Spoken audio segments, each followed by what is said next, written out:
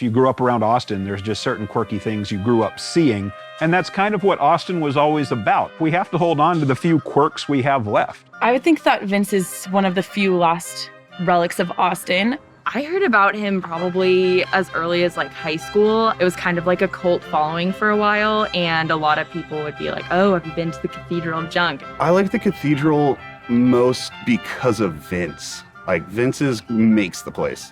People want to get married here. They do their engagement things here. Do I consider myself a local legend? I don't know what that legend means exactly, but I'm a local character.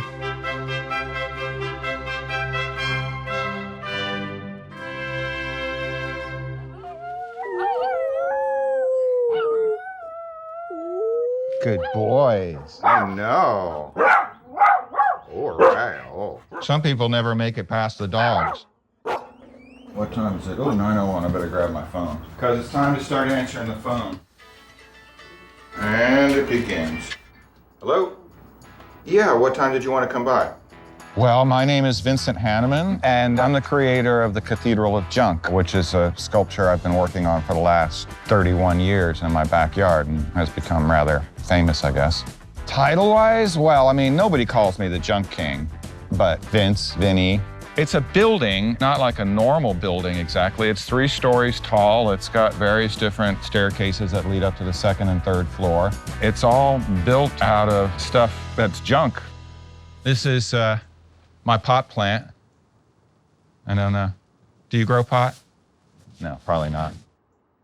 You know, sometimes I think I know where things are going to go, and then they don't want to go there. They do have a mind of their own. It's generally put together just by puzzling. Grab something like that. Oh, see, that's cool. And then it just kind of puzzles in like that. Simple as that. People bring me this stuff quicker than I can get around to using it. I even get stuff in the mail. You know what I call it when it comes in the mail, right? Junk mail. But it's true. I started with a little series of individual sculptures, which grew together, and then people started asking me, what do you call that? I honestly didn't know what to tell them. My mother started calling it the Cathedral of Junk, you know, kind of only a mom's sarcasm. But that stuck like glue, and it kind of got a life of its own. Oh, wait a minute. Here we go. How are you guys? Did you guys call? Hello, this is Vince. I am by appointment if you had an idea what time. Great, see you around 3. The only way to come here is to actually get through to me on the telephone and make an appointment. People do get lucky and get the golden ticket just showing up. It does happen, but you have to be lucky and you can't count on that. These are people that are just showing up here. There's always unannounced people. I hate to be horrible, but seriously, like in front of my house.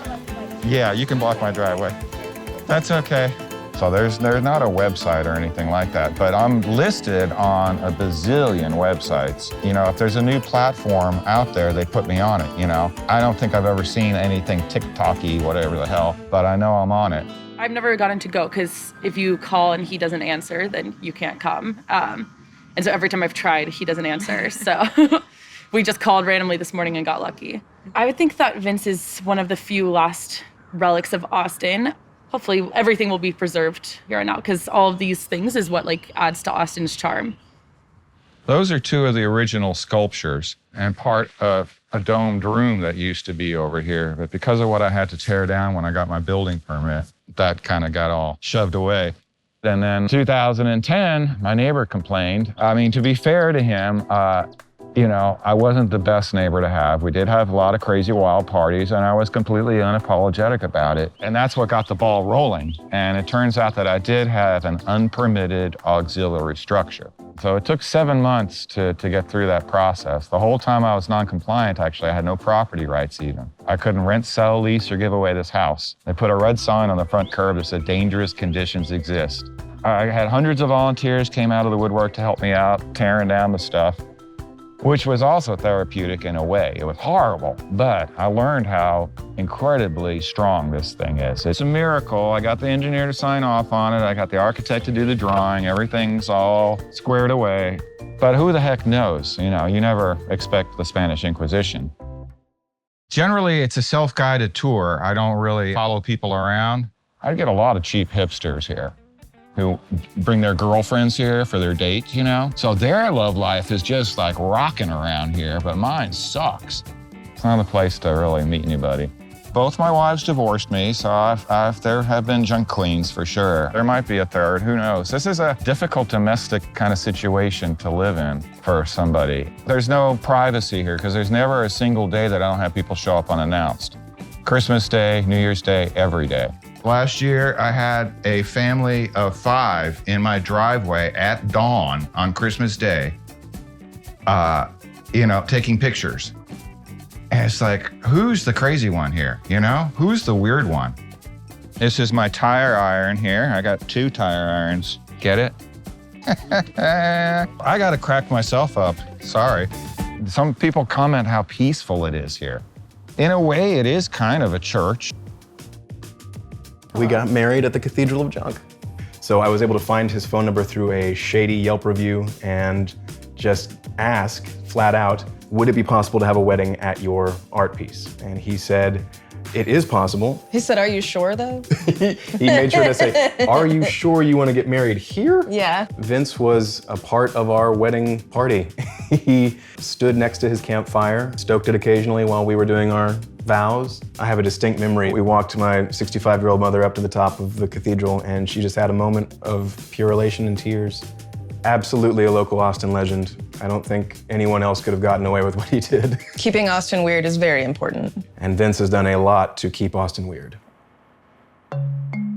And then there's pictures in the shed here, kind of a timeline how I got started. This is a picture of me in 1979 with one of my first backyard sculptures in Santa Fe, New Mexico. When I moved here in 1989, there was nothing in the backyard. It was just a big lawn and the oak tree out back. When I first came to Austin, it was a little bit of a bust. The economy was a little bit downturned. That's one of the things that allowed me to do this was incredibly cheap rent. But all that's changed over time. They say keep Austin weird, right? Or live music capital of the world or something. Both those things, the weird and the music, are having a very hard time keeping up with the growth. You can't have weird and musicians and art and not have affordable housing. My family's been in town since the late 40s. You grew up around Austin, there's just certain quirky things you grew up seeing. And that's kind of what Austin was always about. Austin was every weird misfit and strange person that was in the high school class that didn't really fit in. But the problem is, as more people pour in, they got to live somewhere. And so a lot of them ended up slowly migrating down to South Austin. And that's when all of a sudden South Congress became SoCo, which none of us locals ever called it, ever. South Austin is just slowly kind of watering down. We have to hold on to the few quirks we have left, I mean, eventually everything's going to be your standard issue strip center. To have a break from that and have something that's a little different and something you're not going to find necessarily everywhere, it's what makes a city unique. After I got divorced for the second time, I was like really down on this whole thing. She didn't like all the people coming over here. She didn't like me talking to people. I don't know, I'm not gonna blame it on her or whatever, but I was like, fuck this shit, I'm just gonna get the hell out of here. I just didn't even want to be in Austin anymore. So I started tearing stuff down. And people tried to stop me. They came out of the woodwork. They were like, save the cathedral. And I was like, they wanted to buy the place. I was like, you know what? I built it. I can take it down and do anything I want. It's not yours. But after about 6 months of tearing it down, I felt a lot better. Got my yayas out. And then I thought, maybe not. And I changed my mind. Then I started building it back up again. I just see how happy people are when they come over here and they tell me that they're glad that there's something like this. When I tell them that I've been doing this full time since 2008, it makes their day for some reason. Like they live vicariously through that. You're glad that they found one dodo bird still alive. It's one of those unique places around Austin. Very unique, very eclectic, very Austin weird. I consider Vince a local legend. I mean, we just looked it up and this was like one of the top 10 things to recommend. It's really cool. I haven't ever seen anything like it before. All right, thank you. It'd be cool if it was able to continue the way it is and provide what I think it does for Austin. People want to ask me, what is the meaning or why? Well, art was the first invention, right? There is a purpose to it. There has to be a purpose to it. I don't know what it is other than it might just be as simple as saying I'm here, which seems kind of shallow really, but maybe it is. The handprints on the cave wall, is that just saying I'm here? I was here? Or, wow, that's really cool. Look at my hand, man.